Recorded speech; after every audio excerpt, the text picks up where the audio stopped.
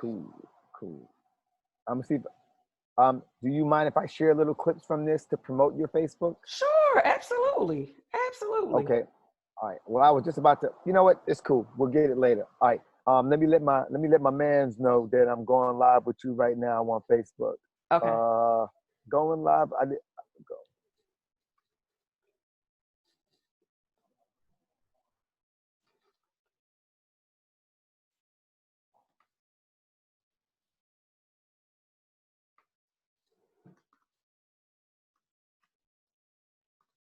Uh, can you tell me what link it is? The Facebook link? It's Swag Her Magazine. And is Okay. it Romani? How do you pronounce it? It really depends on what side of the family. It's Romani. It's Romani. Romani. Yeah, it's Romani. But Romani is right on deal in America. That's what I've always been called. Don't worry about responding just yet. So let's see. Sweet. So I'm in good. I think I'm good if you good. Okay. I mean, if you need to do something else, that's fine. No, I feel cool if you're cool. And how is my headspace? How much do you need more or less? Oh, you're fine. Actually, you are. No. See, now you're messing it up. All right, cool. I put it You're back. good. You are good right there. Cool. So let me. I'm going to look too and make sure that we are live. You know, it's messed up that again with technology, you got to make sure that everything is where it is and doing what it's supposed to do.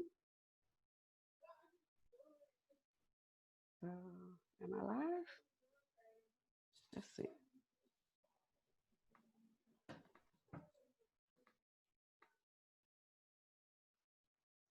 Oh, it say I'm live. I'm looking. So it says we're live, so we're gonna believe that it says we're live. So hello and welcome, Romani. Y'all, I asked him first before we started this, and he said, Romani. wrong, and I still got it wrong. Right, I still got it wrong. Yeah, Romani Malco. So thank you so much for joining us today, Swagger Magazine and the Purple Pages. We are excited to have you have a conversation and get down to some nitty gritty of it all.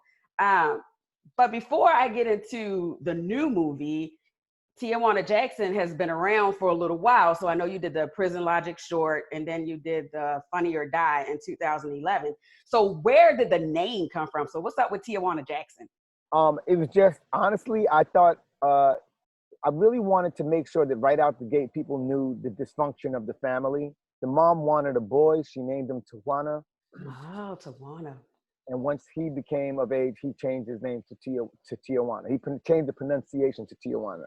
Got And it. yeah, and because anyway, I could go on forever, but bottom line is I was doing everything in my power to show dysfunction within the family, And you did. You Yeah. did. Like but in doing my research, so before we got into it and I was like, oh, let me look, because I've always been a fan, right? Like, so I have seen your work, and what I didn't know though is that you were a rapper. I was, yeah. So I found information on RMG. So what did that stand for? Okay, so it was Regis, Malco, and Gidry. That was, my last name, my boy's last, and my two boys' last names. And even before that, we go so far back. Before it was Regis, Malcolm, and Gidry, it was Rap Masters of the Galaxy for a minute there, because there was a phase in my high school rap career Okay. where, that outer space stuff was the bomb. Okay. But, and then I eventually signed with Virgin Records, and Yes. you know.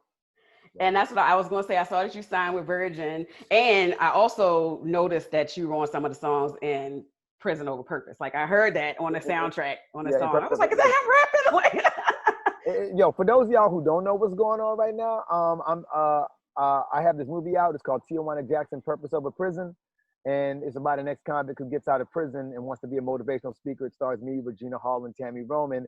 And in the song, the character fancies himself as a rapper as well. So he's a life coach and a rapper. That's what that's about.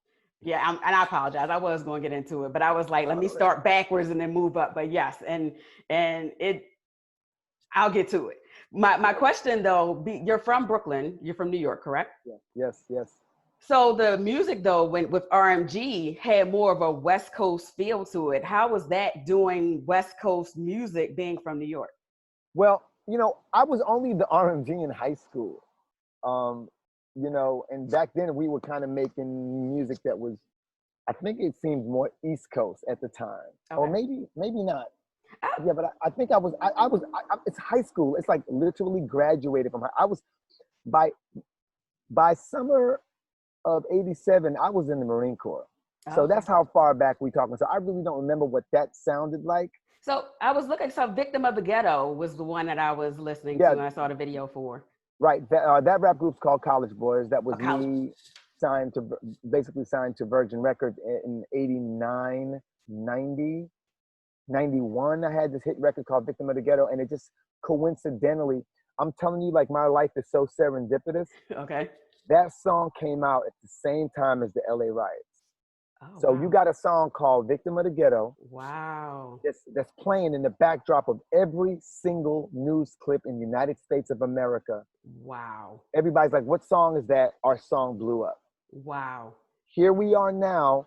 George Floyd happens, COVID-19 happens, and Yep. my movie, Tijuana Jackson Purpose Over Prison, drops.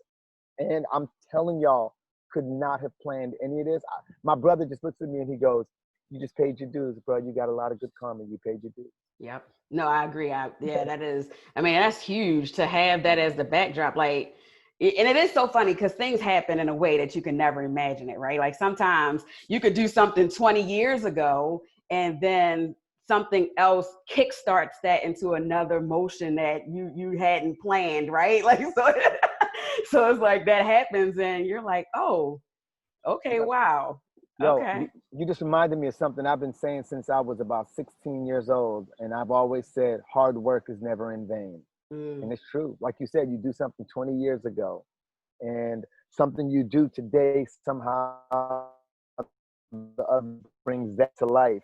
mm-hmm. That's why I always tell people, like, ownership is so important. Like, ownership requires patience, though, because most of us want that immediate gratification. Most of us Yes. want that, we want that immediate glow up. And it's like, the thing that is beautiful about ownership is that if you continue to do it, you develop a catalog and you develop even better skill over time. I mean, that's who Ava DuVernay is. You Oh, know I what I love mean? Ava. That's who inspired me. Honestly, I went to go see an independent film of hers way before her blow up.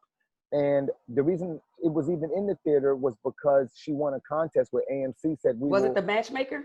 I mean, I'm No, sorry, no, the seat filler. Was it the seat filler? it wasn't the seat filler. Oh, No, okay. it was the one with uh what's damn, I'm drawing a blank. It'll come back to me. Okay. But it was a cool little indie, man, and she won a contest where she could be in AMC theater. I walk into AMC and she could be in select AMC theaters. Mm-hmm. So she happened to be in one in Santa Monica, California when I was there at the time. So me and my lady walk in, and Ava DuVernay, who's not a big star at the time, Mm-hmm. is sitting at the front door. Now you would know who she is if you followed her. And I was like, what are you doing here? She's like, what are you doing here? And my girl like, we're here to support you. Got up at the door and gave us the biggest hug. And it was kind of Nice. bizarre. Like, this woman made this movie and saw her sitting there. And anyway, just understanding how Ava DuVernay got down, that was like a good, it affirmed that going the route of ownership was key. It just takes time. And then over time, one thing can blow up your entire catalog.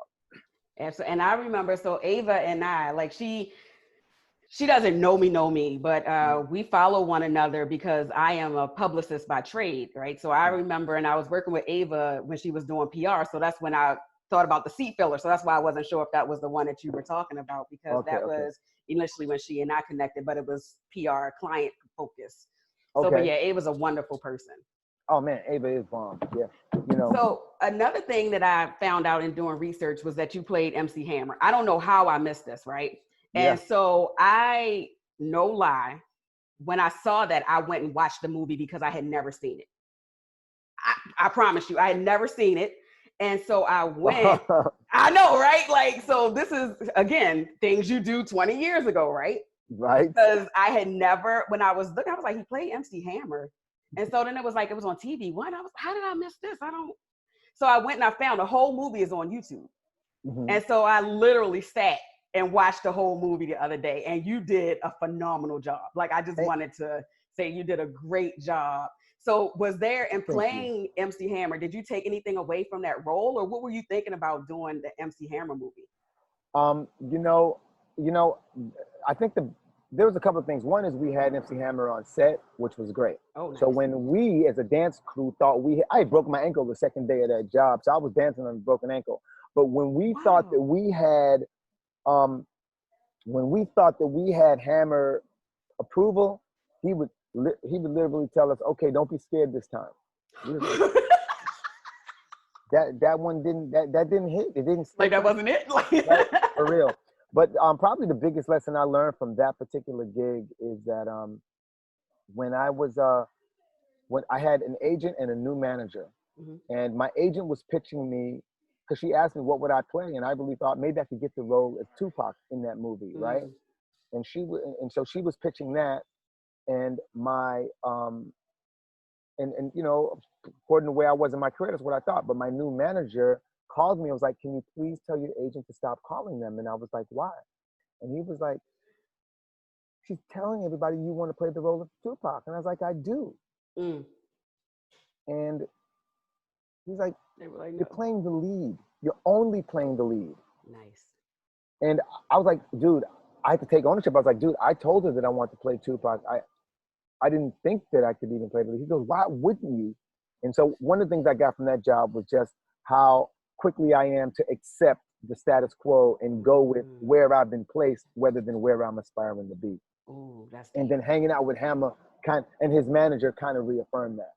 That's deep. And it is, because so many of us don't and aren't confident enough in ourselves, right? So it's like the confidence you need it from somebody else, not necessarily that you need it, but that push is great for us to have and say, no, like, you need to be thinking bigger. You need to dream bigger, do bigger, be bigger. Yeah, my downfall is probably that I am, you know, like I stay in situations far too long, like that. I'm late to transition, especially if it involves other people's feelings, right? So I will sometimes stay, but I've learned that if, you know, like my boy said, he was definitely the undefeated dude, you know what I mean? In his he took Hapkido in his Hapkido class. He could beat everybody. He was even a challenge for the sensei, but he was the only person that wouldn't get a black belt. And you know, and then finally he just kind of got frustrated and started knocking folks out in the sparring sessions. Okay. And then he got a little disrespectful too, where he'd take off his gi and shower off and leave before they have a little ending ceremonies. And then one day he was leaving and they stopped him and said, "Hey, we got everybody we want to present, Kimo with this black belt." And and he was like, "What took so damn long?" And they was like, "You wasn't ready." He said, "How was I not ready? I could beat everybody in here. Right. You can say I'm a challenge for you." He goes, "Yeah, but you weren't knocking nobody out." And I was like, damn, it's true. Like sometimes to transition, you kind of have to gotta knock folks out. And I'm not good at that.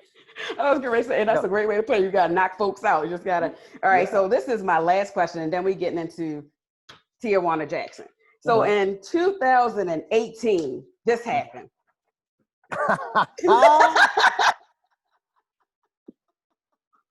Right. And so I was like, I'm sure I, along with the millions of other people in the world, saw that doll and was like, that's not interesting. So I'm sure you got the tags. I'm sure you got all of the comments. What did you think about the doll? I was like, a real talk, there's like, I got Caribbean parents. Okay. I've probably, in their eyes, I've made it twice. I made it when I was a guest on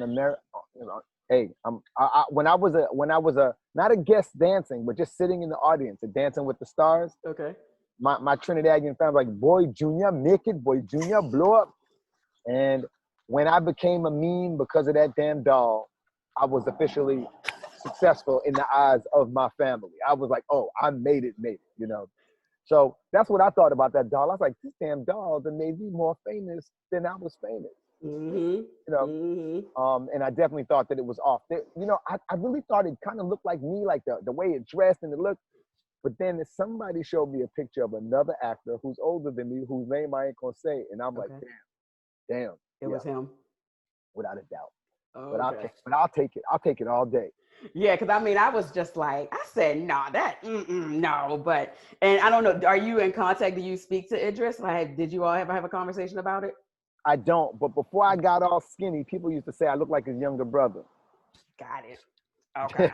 No, they Okay. said, yeah, you look like his less sexy younger brother. No. No.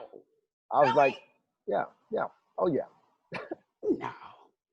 Okay, so in Tijuana Jackson, Purpose Over Prison, the opening scene grabbed me like right away because you see the prisoners on what looks like a conveyor belt, right? So what was that about? Because I instantly was like,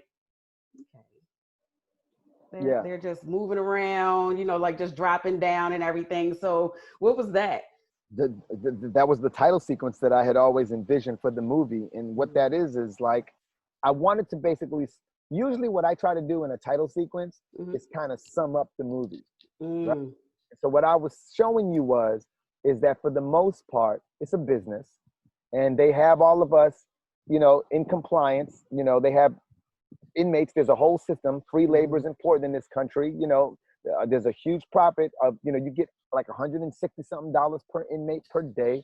So I want to show them on the conveyor belt as a regular business, and there being this one inmate that was like doing his best to break out of the caste system that is set up by our judicial system. And that was pretty much Tijuana Jackson throughout this entire movie. So when you look at the credits rolling and you see those people, that was basically me trying to give you an idea of what this movie is about. All these people are just part of a business. In fact, I don't know if you noticed, but when they leave the prison, that sign above the gates says, "Thank you for your business." I did. I wrote that down. I Okay. did. I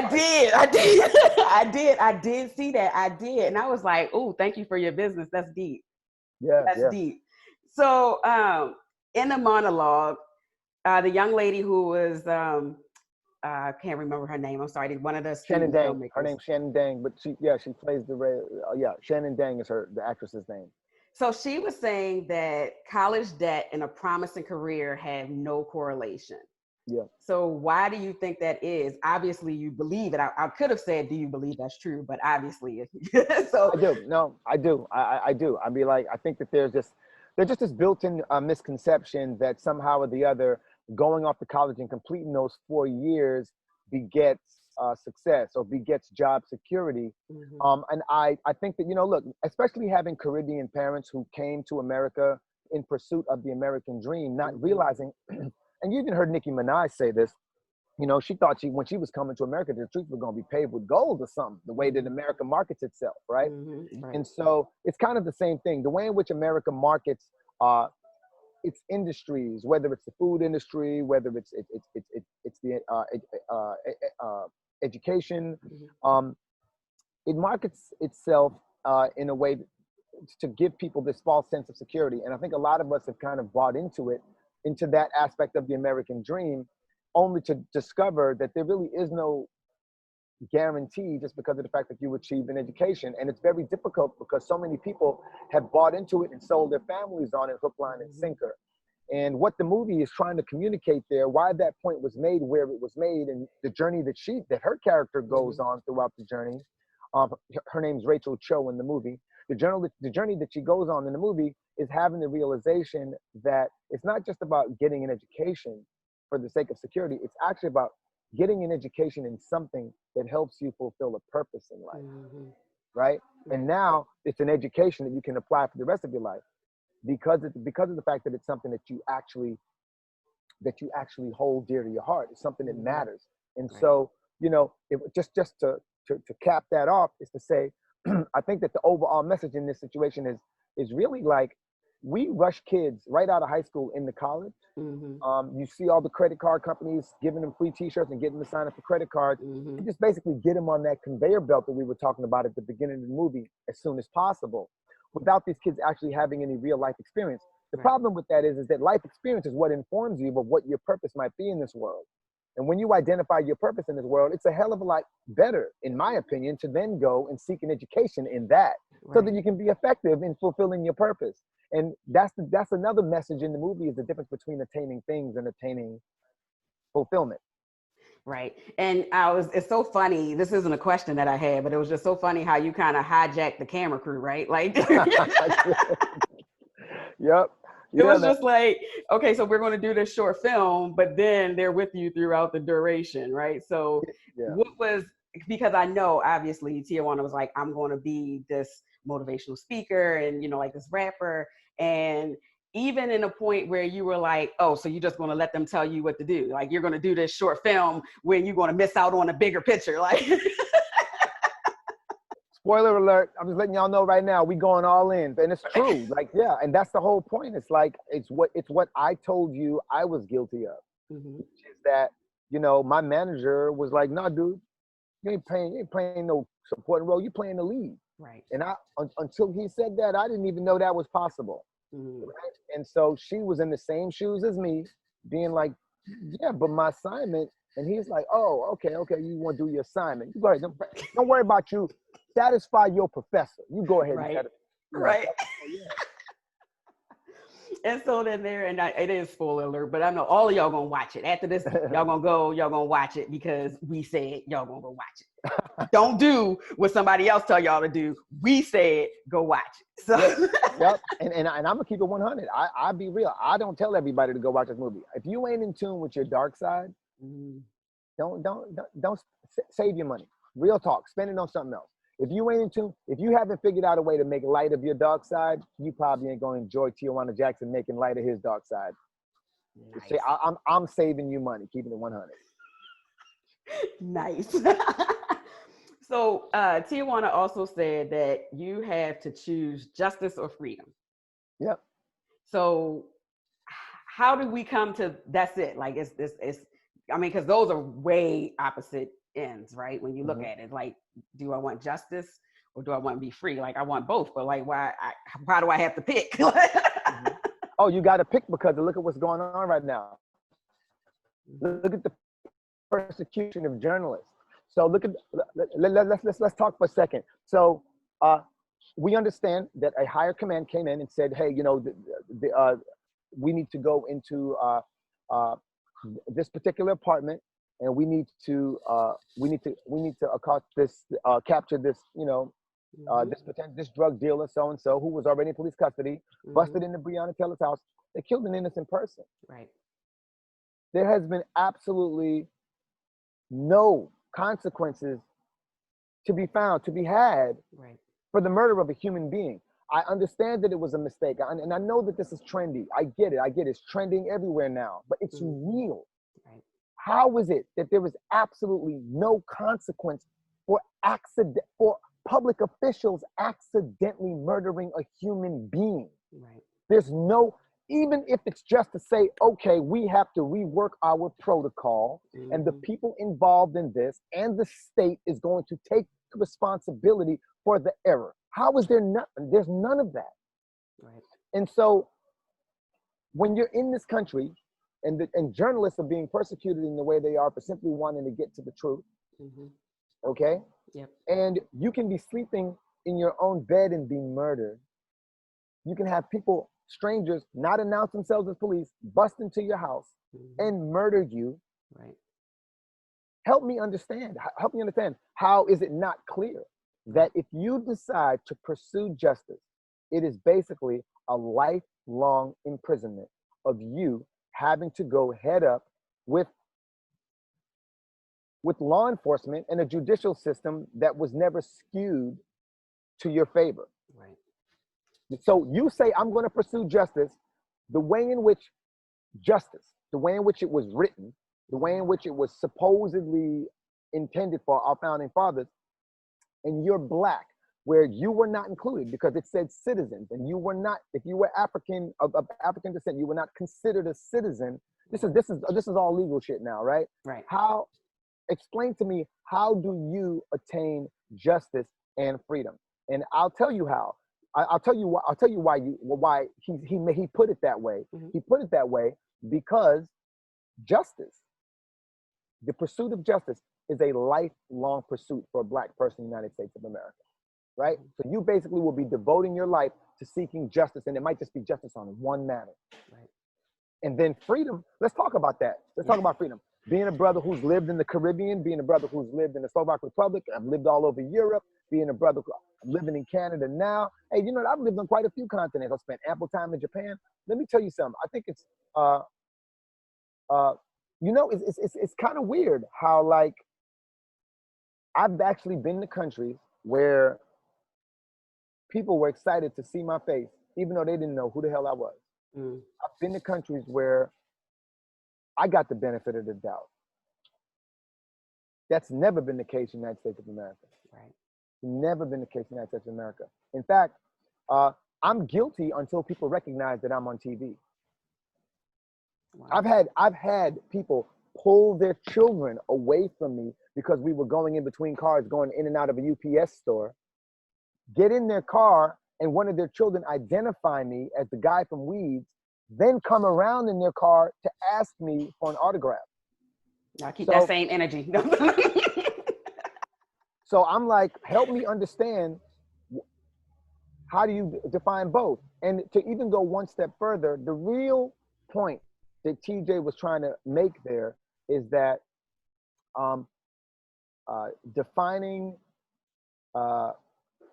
happiness or defining freedom or defining justice for a person of color is very different from what it is for someone who's not a person of color. Mm-hmm. Someone who's not a person of color might interpret a great doctor that we've been working with on my show, and psychologist who we've been working with on my show too, A Million Little Things. Mm-hmm.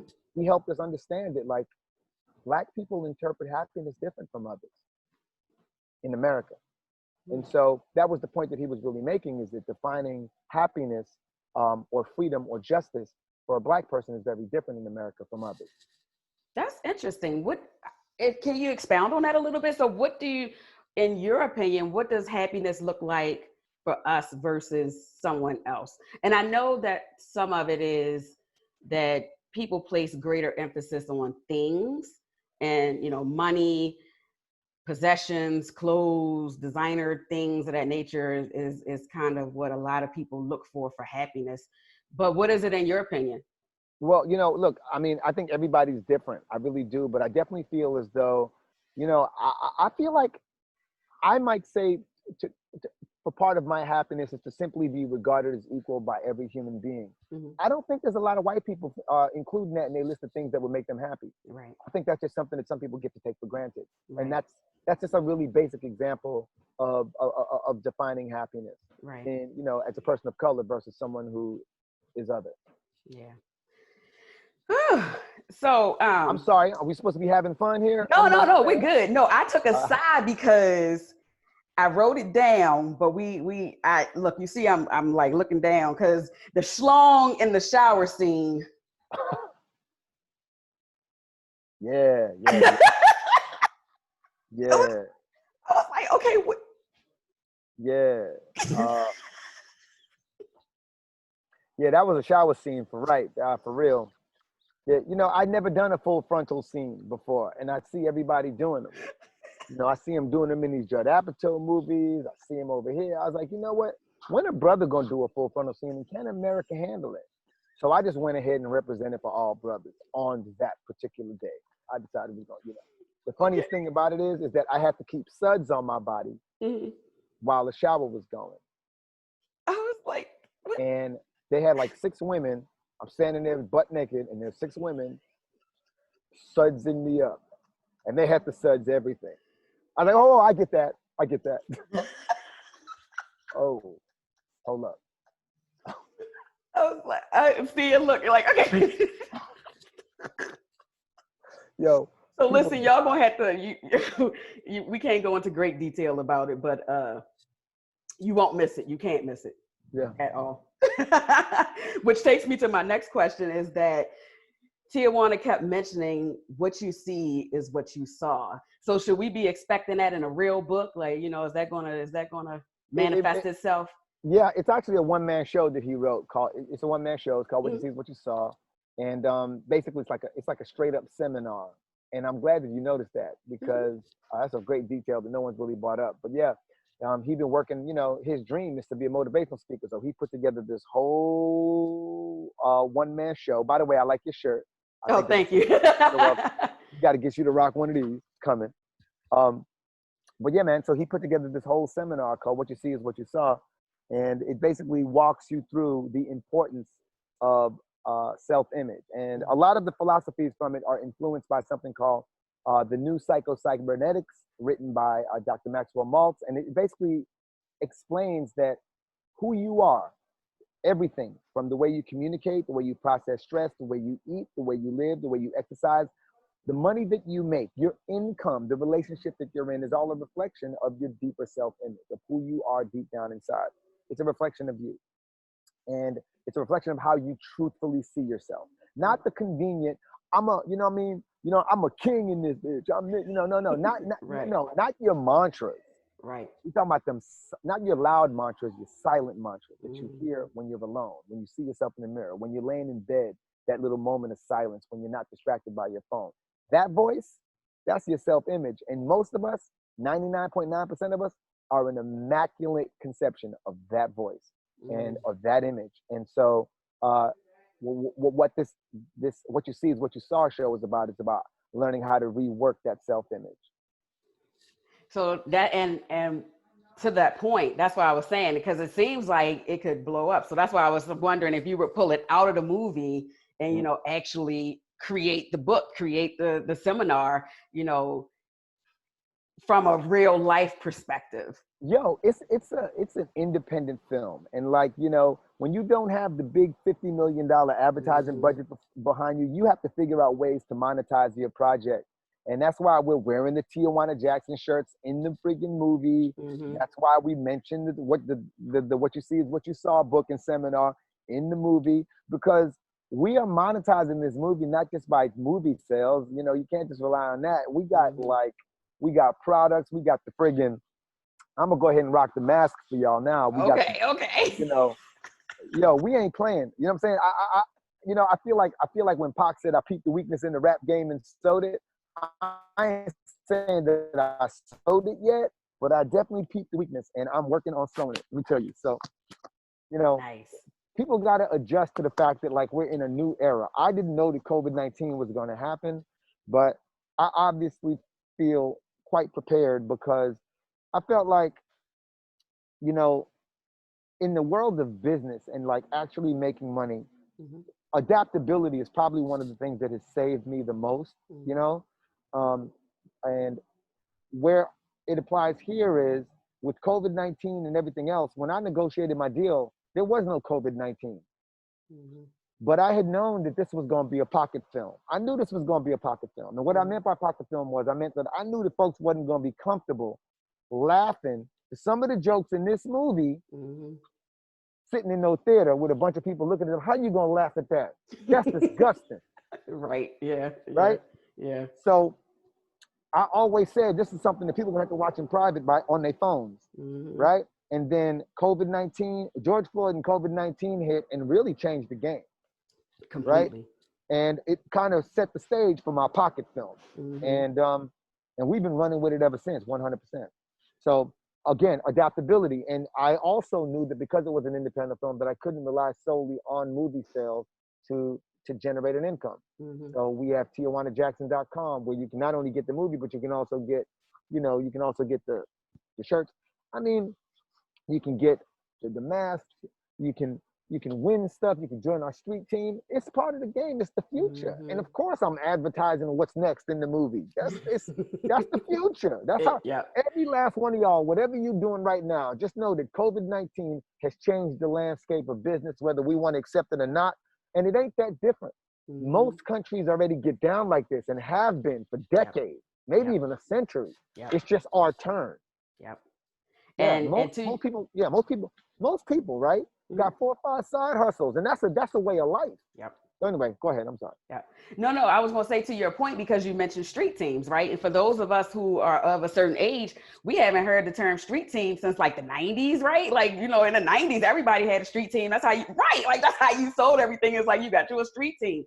And 100%. so I think that a lot of the newer generations that came after us missed the mark on the grassroots promotions and things that they have it so much easier than we do. But even with that being said, we knew what worked, right? Like, so we knew the street teams worked. We knew the flyers worked. We knew you had to get out there and get in front of the people, whether you had 1,000 flyers on somebody's windshield, right? Like, yeah, 100%. So they don't do that because social media is here. But what happens, and I asked this question to some people before, because Instagram and Facebook were going down for a minute. They had all these times where they kept on crashing. So it's like, what do you do when you don't have social media to sell your stuff anymore? Yo, so this is what my street team did right here. I don't know if y'all can see it. Can y'all see that? But like all of this. Okay, we see a little bit, yeah. See how they all, that's this coordinated hustle right there, street team.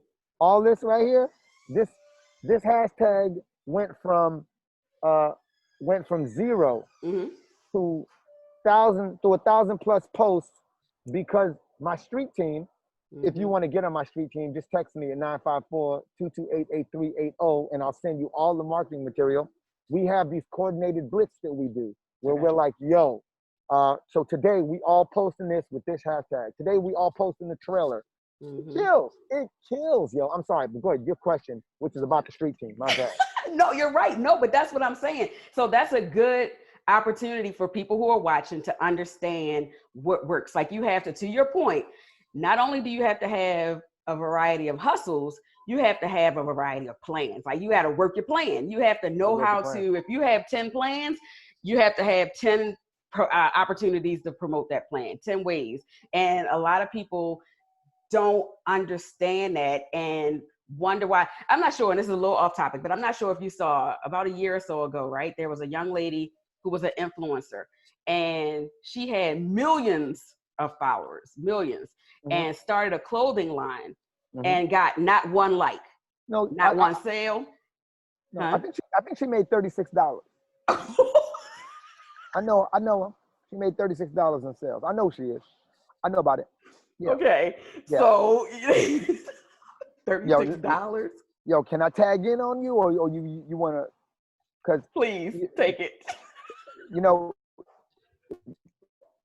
Yo, I'm gonna really start sounding like my character now, but I'll just say it. I think that, especially, with the TikTok craze and whatnot, I think a lot of people are desperate for money, but I think that people are even more desperate for attention. And I think that we actually confuse attention with achievement. And so this whole social media thing lures people in by creating the illusion of attention. And then their mantra, the dream that they're selling us is that this attention is power. You have this huge outreach. When in reality,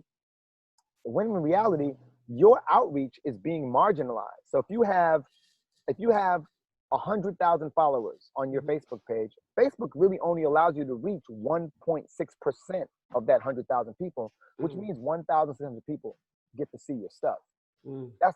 That's just what it is. So in reality, you don't have 100,000 followers. And you take this from a brother who did a crowdfunding campaign at a point when he had like about 800,000 followers across all platforms. I'm telling you right now, it's just an illusion.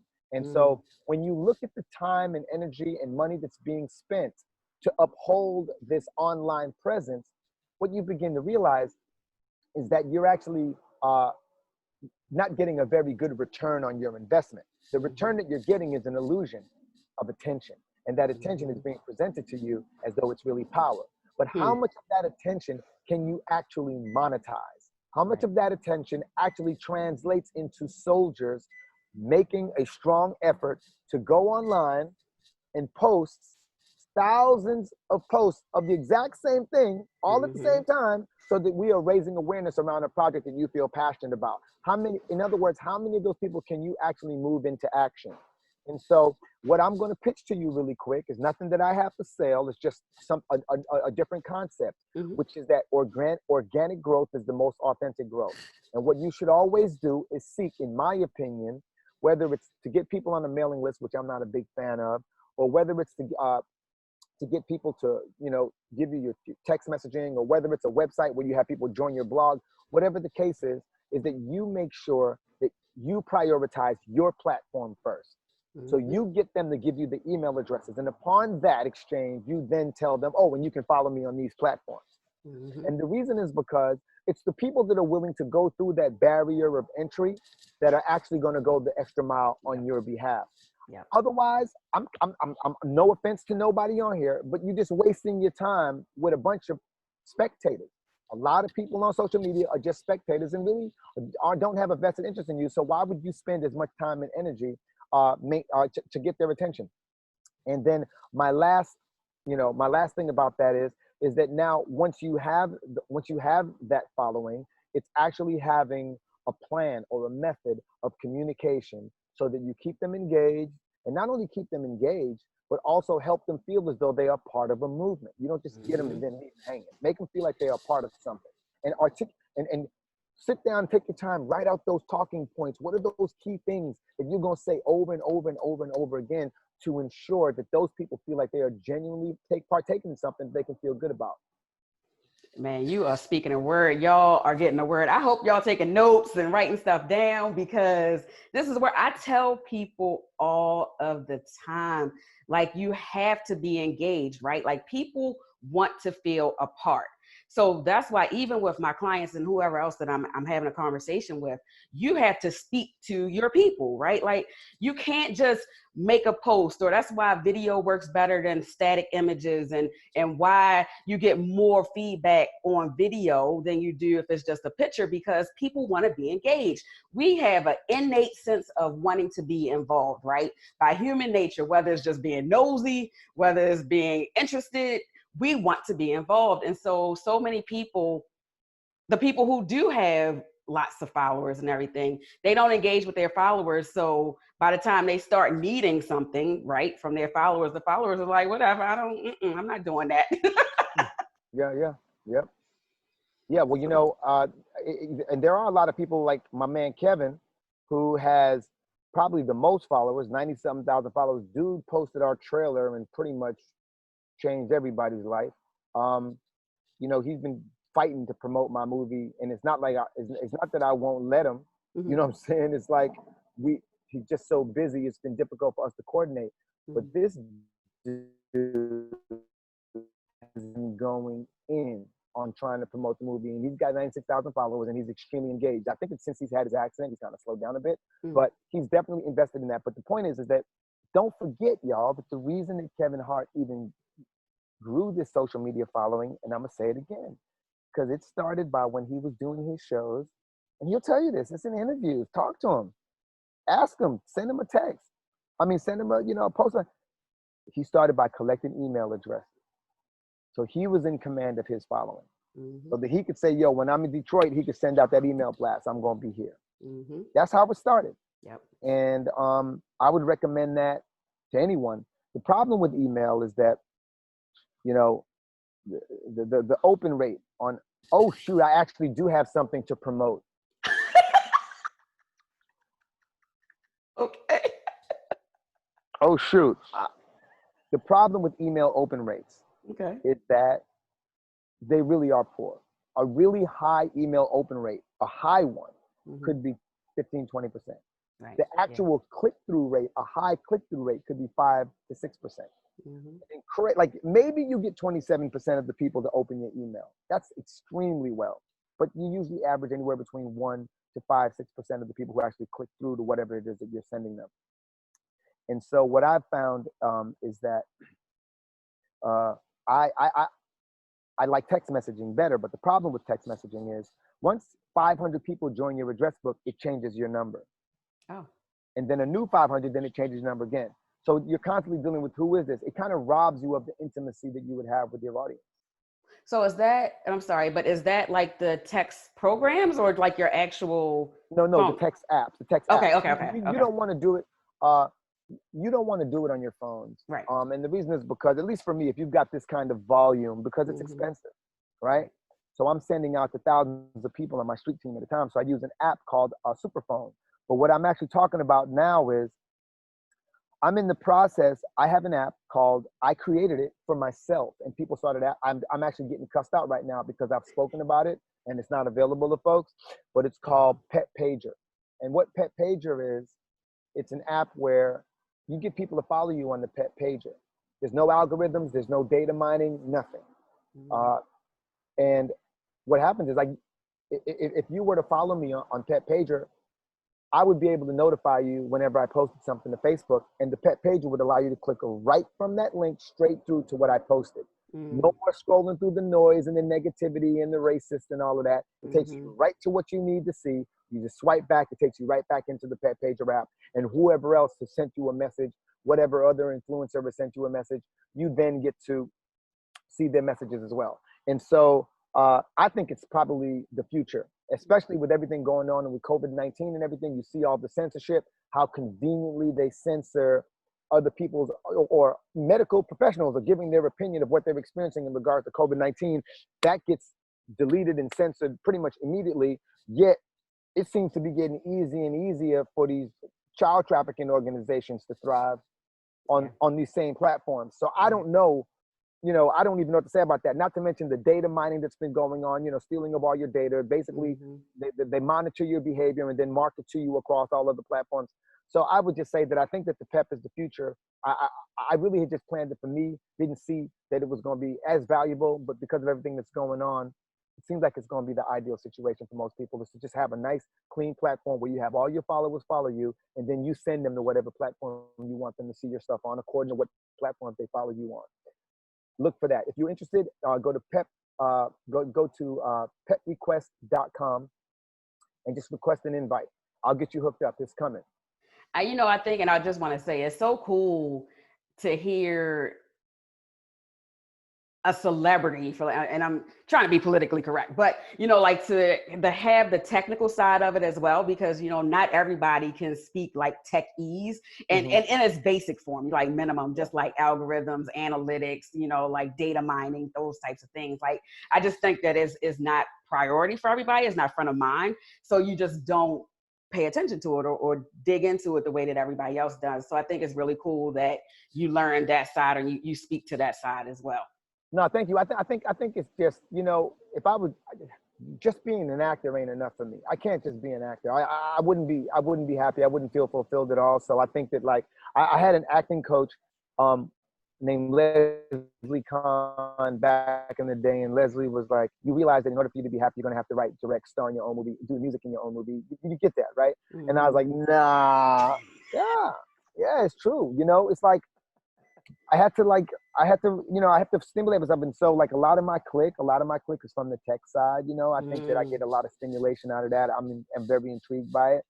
Okay. And also a lot of that drive is like the entrepreneurial aspect of just like building and having ownership, and also becoming comfortable with the fact that, like, I'm sorry, I'm going to hold us up from our movie. I'm going to let us get back into our movie, because the same things that I'm about to say are probably going to be said when you ask the next question. I promise.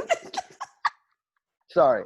That's okay. So, I mean, it kind of is, because I was going to make mention of the Prison Logic Institute, right? So, you created the Institute at the end, and this is, you got there. Regardless, I'm not going to give all of the ins and outs of getting there, but you got there. And so with this, and I think it's interesting because I didn't ask, but out of all of the professions in the world that an ex-convict could be, like, why motivational speaker, right? Like, the rapper you kind of get, but I feel like motivational speakers, and I don't want to say popped up because they've obviously been around for a while, right? But in the last few years, it's gotten more and more like in your face. Like, I'm a motivational speaker, like I'm a speaker, I'm a this, so why motivational speaker? And then also the Prison Logic Institute. Well, you know what, I've been kind of paying attention to this whole guru thing way back in the day. And so my character is kind of, in a weird way, he's kind of like the satire of this whole guru world. It just so happens, once again, I couldn't have set it up. The guru thing just kind of blew up in these last few years. And so it just really set the stage Yep. for this dude who's kind of making fun of that whole swag. Mm-hmm. But the thing that I thrive on is irony. And the irony is that most of us are running around giving advice, really preaching what we most need to learn. Mm-hmm. We're all out there just basically yelling out all the things that we should be putting into practice ourselves, right? So sometimes you get it intellectually, but you haven't gotten to the point of putting it into practice. You understand that sugar is bad for you. You understand that bread, rice, and pasta pretty much can ruin your liver, right? You get it intellectually. Putting it into practice is a whole different thing.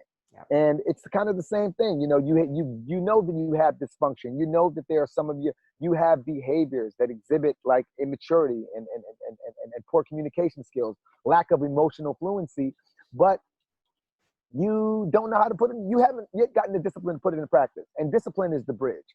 And so I felt like, how funny is it to have the most institutionalized man you know trying to tell you how to liberate yourself? To me, that's the hood I grew up in. I grew up with all of this dysfunction, and the most dysfunctional people giving me advice on how to pursue my career and how to go about my dreams and how to be.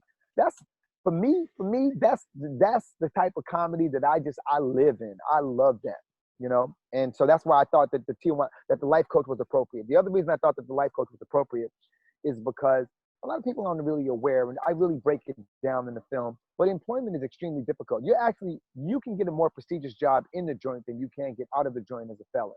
Wow. And so, you know, what I mean by prestigious is just like a more skilled, like a real profession. Like you can become an underwater welder. You know, there's all kinds of professions in agriculture. There's all kinds of stuff you can learn that people do just from inside the prison, and they can't get hired outside the prison. Right. And so anyway, my thing was that it's very difficult to get employed when you get out of the joint, right? And so the truth is that unless you just want to sit around and maybe be extras in movies and stuff like that, entrepreneurship is kind of really your only bet for actually having somewhat control of your destiny. Right? And the easiest thing to do is talk. Yeah. And so if you do the research, it's a fairly common trajectory for a lot of inmates to become a life coach or some kind of public speaker.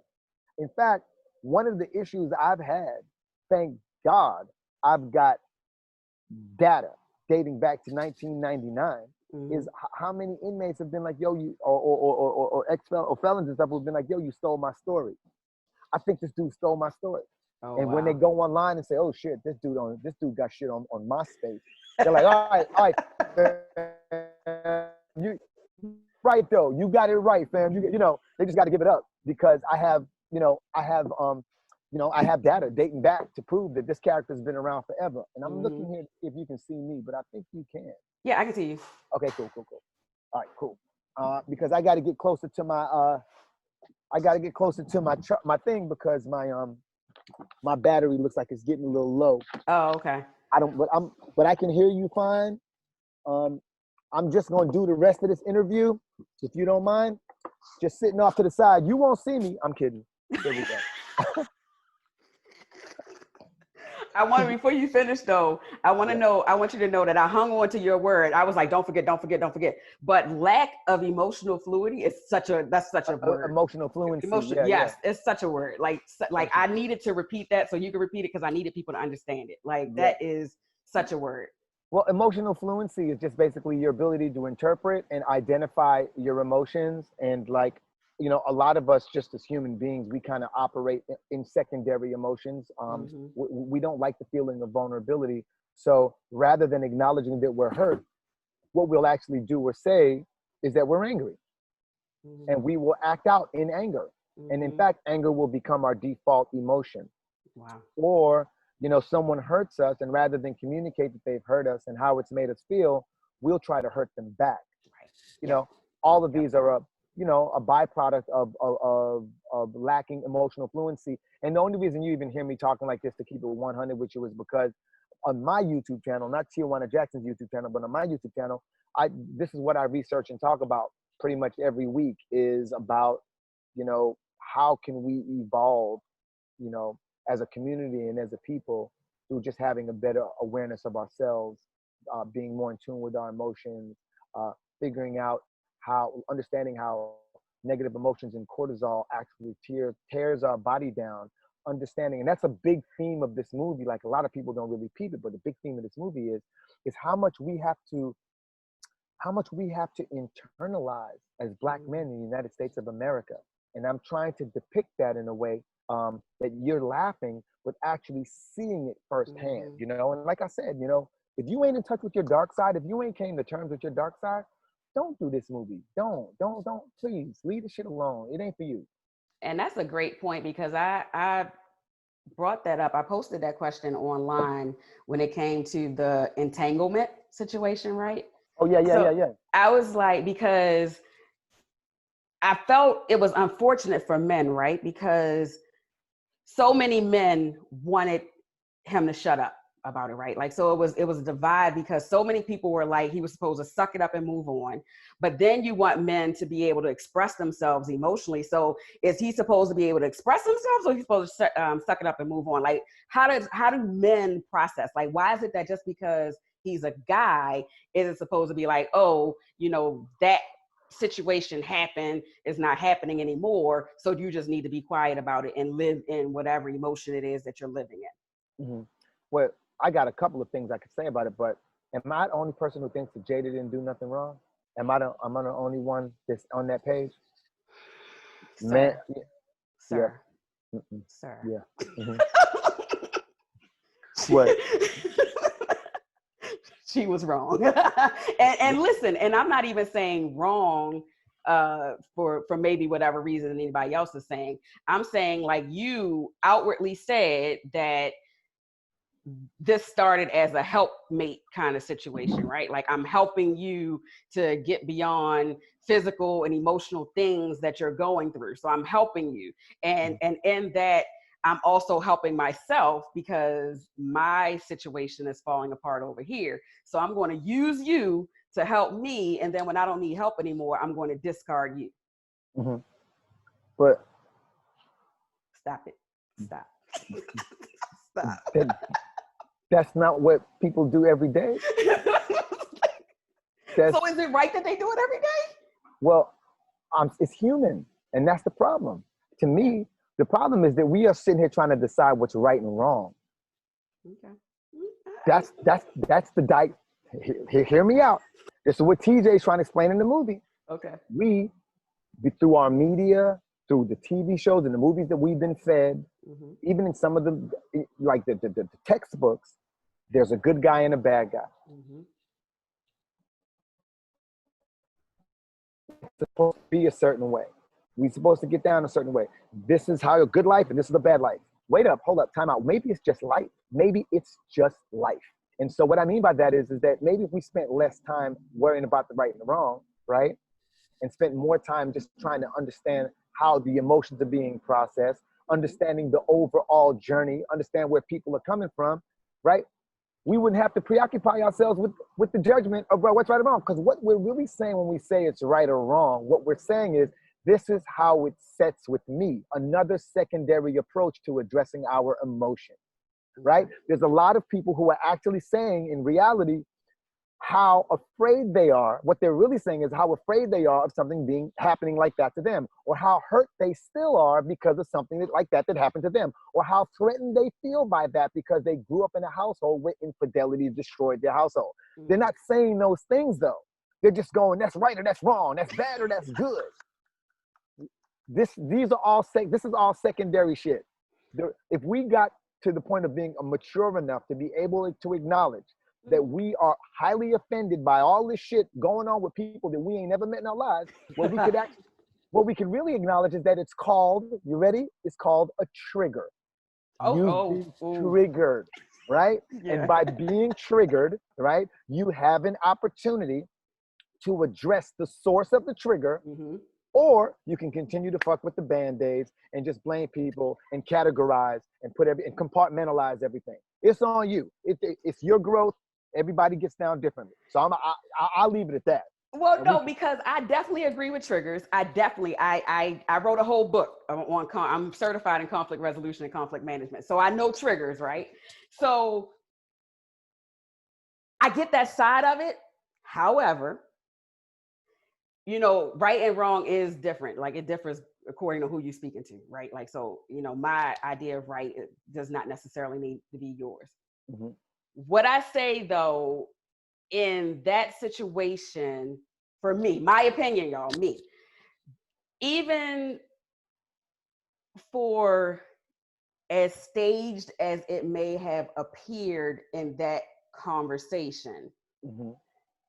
Will was like, no, back up, you know, say what it is, you know, these types of things, because it was like, for me, again, it still felt like there were things that she had not addressed, had not dealt with, was not dealing with, was not over with, you know, to the point to be able to be honestly truthful and genuine in that conversation. I got that. I definitely got that. And so that's why for me, I felt like it was a little contrite. It was just I'm doing what I need to do to take care of me, which is human, to your point, you know, like we got to take care of us first. So we're going to do what we need to do to take care of us.